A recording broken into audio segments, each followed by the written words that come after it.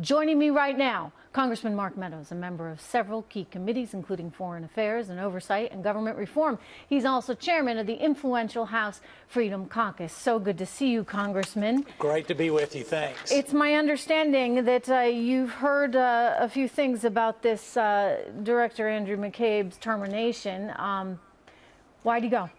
Well, I mean, obviously, most of that information is confidential. And as we look at this, I think the big narrative is that it was not a political decision. It was a decision by his colleagues. And, we're finding additional reporting tonight that would suggest some of those colleagues were very close to Andrew McCabe. And in that testimony, it appears that they find that his lack of candor was consistent, not just once, but several times. And so hopefully at the end of the day, the narrative that this was a political decision to discharge Andrew McCabe will go away.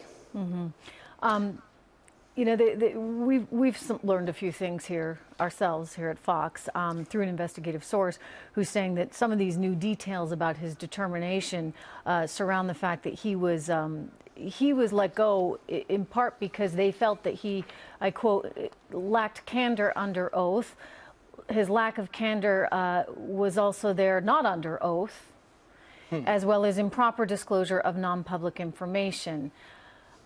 I think probably the big thing, Trish, there is any time that you have the FBI leaking information to the media, it's just not appropriate. And in this particular case, I wish I could say that it was confined just to Andrew McCabe, but I think the Inspector General's report in the coming weeks, you will find that it's a systemic problem within the FBI. Here's the other thing that I'd like to point out. Chairman Goodlatte had a subpoena that has really compelled the Department of Justice and the FBI to give documents to not only Congress, but to make sure that our oversight committees can do the proper work.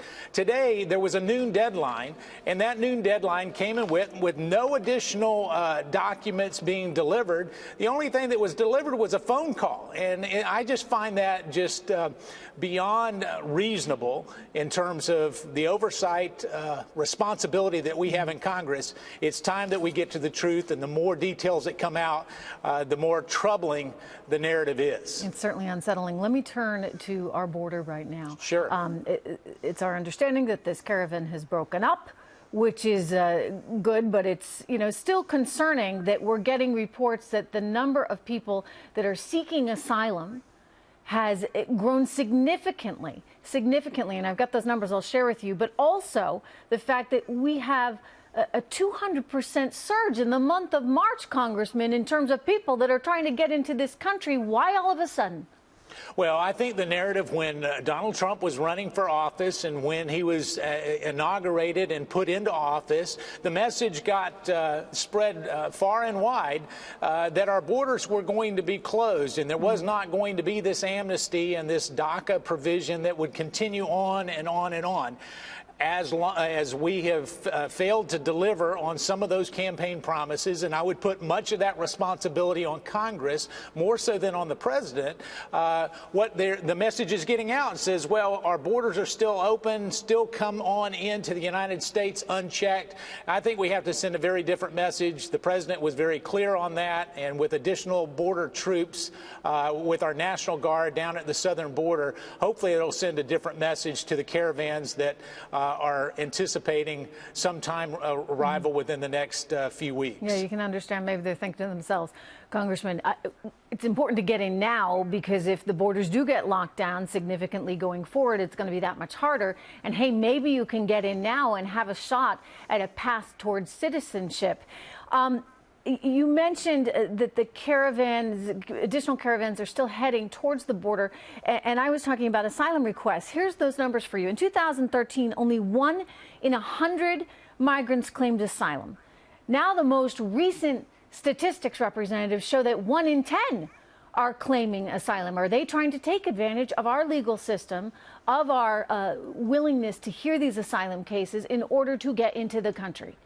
Well, they're doing two things. One is they are taking advantage of our generosity and the compassionate nature that has long been the history of the United States in terms of those that are seeking asylum can come here. So they're taking advantage of that. But they're also taking a spot that perhaps the true asylum seekers will not necessarily get welcomed into our country. What happens is now we've got to determine between what is real and what is not, and it has real life consequences. And so when you send out, I mean, listen, you can go on the internet, you can find other areas where they actually have coaching for how to actually get to the border and say that you're seeking asylum. When it is that well known, we have a problem with our system, and that's what we have to address, and hopefully we'll do that in the coming months. So 2,000 to 4,000 National Guard troops on the border.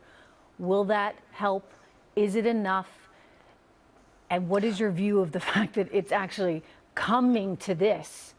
Well, right it shouldn't have to come to this. And really, when you look at it, we need to fix our immigration program. We need to actually build the wall. The president wants to do that.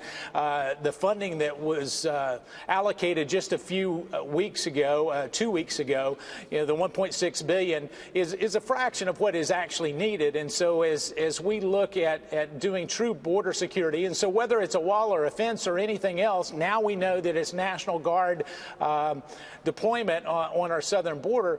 We have got to figure out a way to make sure that our borders are secure from a national security standpoint, but also that what we do is, in doing that, is that we fix our broken immigration process that has been broken not just for the last decade, but for many decades. I believe this president, in fact, I know this president is serious about doing that. That's why you see him taking the actions that he's taking. It's time that Congress gets on board and helps him out with that.